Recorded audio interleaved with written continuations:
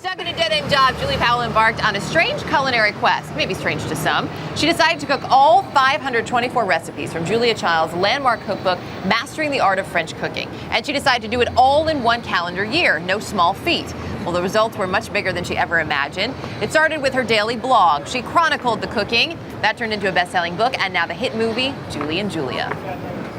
I'm going to try to flip this thing over now, which is a rather daring thing to do. She changed everything. Before her, it was frozen food and can openers and marshmallows. Don't knock marshmallows. Give it a try.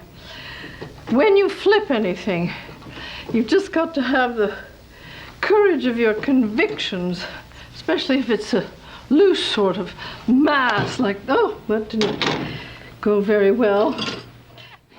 Julie Powell joins us this morning on the Plaza. Great to have you with us. Oh, I'm so glad to be here. You had a couple of moments like that, it didn't go very well when you were cooking all those recipes, didn't you? I did, every now and again, yeah. This has to have been quite a whirlwind for you. We were just talking in the break that you're kind of winding down all the press for the movie and the book right now, but then you start it up again when you go overseas. Absolutely, absolutely. There's always a new thing, it looks like. Did you ever think that it would get this big when you were writing this blog? Of course not. I mean, I started the blog back in 2002, and I didn't even really know what a blog was. I had no idea. And it was just part of this project that I wanted to do to sort of save my life by cooking, and the blogging was part of it. And I had no idea it was going to resonate with people the way it rounded up. I have to say, it resonated with me. I read your book early on, and I'm a big fan of cooking, a big fan of the book. Who doesn't love Julia Child? But I can't imagine what that year was like. There were some really funny moments in the book. One that stood out to me is when you tried to make any of the bone marrow recipes. Right. Yeah, bone marrow, it was a mystery to me. I didn't understand how one gets it, how one uses it. It was quite, we were running all over the city looking for trying marrow to cut bones. It with a saw at one point, right? Cut it with a jigsaw. Yeah, we were young and stupid. But you learned a lot. You brought your original book here that you used to cook all of this with. What's your favorite recipe that you made out of here? Oh, it's so hard. There's so many wonderful ones. But I think sort of the heart of that book is the beef bourguignon, which you see made several times in the movie. It's such a beautiful classic recipe, and I always think of Julia when I make it. Well, we're going to have some more beautiful classic recipes from the book when we come back. Julie Powell, stay with us. Much more to come. Julia is sinking her teeth into another challenge. She's cooking up some of Julia's recipes for under 35 bucks. Is it really 35? Could we maybe give her a little more?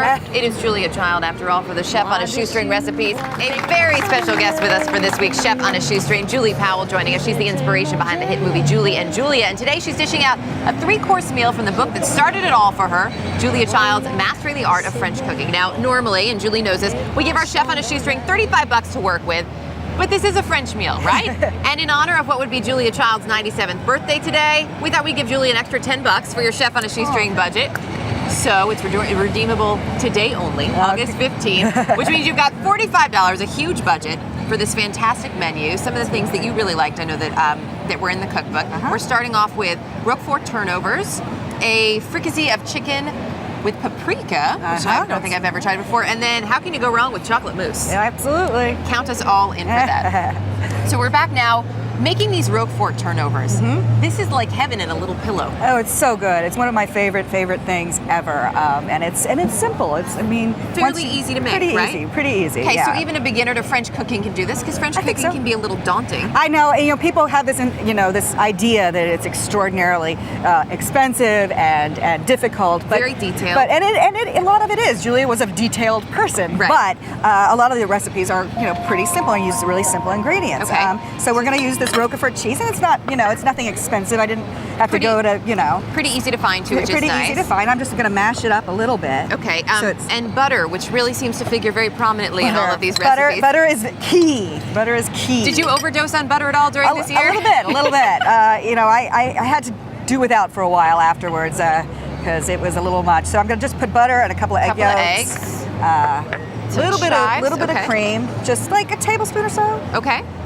And some chives. Just mix that in. There we go. And then alcohol, always. A little cognac is a good thing. Never hurts. No. And then we just mix this up? Yeah, we're just going to mix it up. You gotta have the fresh ground pepper. So as we're mixing this up and sort of getting ready to prepare the rest of this, I have to ask you, in the book it really struck me when you wrote to Julia Child and said, hey, I'm doing this project, and one would think, oh, what a great project, fantastic response. And even in the movie, she doesn't seem too excited. What was it like in real life? Well, you know, of course, it's devastating, you know, to hear this when you come off of a year of doing what I had done. As I saw primarily as a tribute to this amazing, extraordinary woman who changed the world. I mean, she really did. So to find that she didn't see it in that light was distressing. But one of the great things that Julia taught me was that the person you have to be true to is yourself. And I know why I did what I did and how much she meant to me. And if she didn't see that, I'm sorry. Right. But it's okay. It's okay. But it's, you know, it's great because for a generation of people who maybe did not know her, you've really introduced so many people to Julia Child, who, for many of us, you know, you grew up watching her on TV, and she is this icon. So it's great to have her back in the mix now. We talked a little bit about as we I'll let you show us how to stuff these. Yeah, absolutely. As we before we went to break, we talked a little bit about your favorite recipe. So just a tiny bit like this you told me before the break, right? Just a little bit. Into right our little in the bit middle. Our little bit of dough here. Tiny touch. Did you have a least favorite? The aspics, I'm guessing? Yeah, the aspics are high on the list of least favorite things ever. Some of them were bad, but the poached egg in aspic, I could really easily do without? Mm-hmm. Okay. So now we're just going to fold them over. Fold them over so they look pretty like these other ones here. Yeah, like and that. Then a little egg wash. As you finish those up, next to you is the chicken fricassee, which looks daunting to some people because there are so many ingredients, which is one of the reasons we're not really demoing it here today. But you see, it's actually not that tough. I mean, it takes time is all. Okay. You know, you can't do it in 4 minutes. How did you have time to cook 525 recipes in 365 days? And you're working the whole time. Yeah, it was a challenge. But, you know, we ate at midnight a lot. And that's just sort of... And then you get up and start planning the next menu at 6 a.m.? Yep. Wandering around New York trying to find odd pieces of meat. Exactly, exactly. But you know what? It was physically exhausting and it took a lot of time. But existentially, I was feeling so much better about myself, you know? So you'd do it all again? I would... No. I'm on to the next now. So we're going to throw those in. And yeah, this is the chicken paprika. It's like... When we were growing up, my mom made a version of this that we called pink chicken. and it's so simple. I mean, just a regular old chicken. Right. You've got some paprika, some flour, onions, carrots. Great looking mushrooms and onions. Little mushrooms and onions. Nothing expensive, nothing crazy. Which is key. And we're gonna try this now, as we mentioned. It's a little labor intensive to do here on the show. It takes a little time, yeah. But we've got the recipe on our website for you. Absolutely, and it's so good. So as everybody comes in, we're gonna start to dig in a little bit. We'll check your total. Now, of course, you're not in competition because we gave you a little extra money. So the good news is you can only win today. So the budget was $45. How did Julie do? $43.80. Fantastic. God, you know, with time to spare. Here, let's put this together. Come around the front. Julie, thanks for coming in today. Absolutely. Really appreciate it. So great to have you. The chocolate mousse too. I have to say I'm a big fan of chocolate mousse. Is this one of your favorite desserts from the book? It's so beautiful, right? And again, so simple. It's so lovely to eat. These are great. Here, have some gravy. Julie, so great to have you here with us. Sure. Thanks for bringing some of your favorites. Thanks for bringing the book to life as well. Thank you. More information, of course.